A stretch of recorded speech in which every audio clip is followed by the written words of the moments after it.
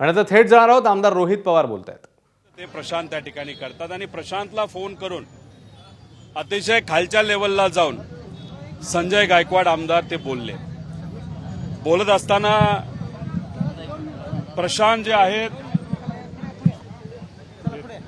प्रशांतच्या पत्नीबद्दल, आईबद्दल, महिलांबद्दल अशा शब्दात त्या ठिकाणी उल्लेख केला की आपल्याला काहीही त्या बाबतीत म्हणजे तुमच्यासमोर तर मी तो शब्द सुद्धा घेऊ शकत नाही. आणि ते बोलत असताना छत्रपती शिवाजी महाराजांचा पण अवमान त्यांच्या त्या ऑडिओ क्लिपमध्ये झालेला आपण सगळ्यांनी बघितला.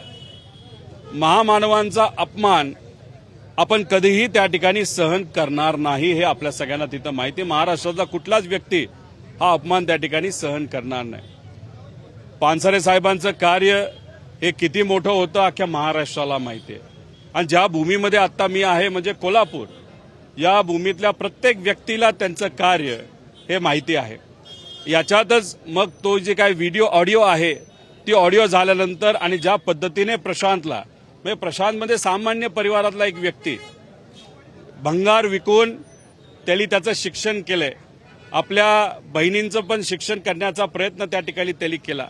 लग्न बहिणींची त्या भंगार विकून जो पैसा आला त्यातून झाले. म्हणजे सामान्य परिवारातला पत्र्याच्या शेडमध्ये राहणारा एक सामाजिक कार्यकर्ता याला धमकी दिली, त्याला घाबरवण्याचा प्रयत्न केला आणि ते झाल्यानंतर परत त्यांच्या कार्यकर्त्याली तुला बघतोच, घरात घुसून तुला मारतो. म्हणजे संजय गायकवाड तर बोललेच की पानसरे साहेबांचं जे काही केलं तसंच तुझं आम्ही करू, अशी सुद्धा धमकी तिथं दिली. आणि त्या अनुषंगाने सर्व सामाजिक कार्यकर्ते मिळून काल पोलीस कार्यालयामध्ये गेले, FIR आमची घ्या अशी विनंती केली.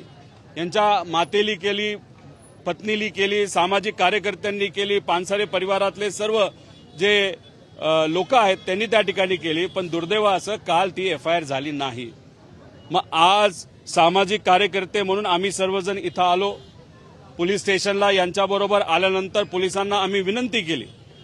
1-1.5 तास विनंती केल्यानंतर आम्हाला असं कळतंय, वरिष्ठांशी बोलल्यानंतर आणि मीडियाचा आणि इथं असणाऱ्या लोकांचा दबाव आणि महाराष्ट्रातलं सामान्य लोक जो काही पाठिंबा प्रशांतला विचाराला त्या ठिकाणी ते देत नाहीत, त्या सर्व दबावाच्या खाली येऊन आता हे FIR हे पोलीस घेत आहेत. ज्या पद्धतीचा प्रशांतला बाहेर त्याच पद्धतीचा FIR घेतला जाईल असं म्हणलं जातं. म्हणजे ABP माझा, उघडा डोळे बघा नीट.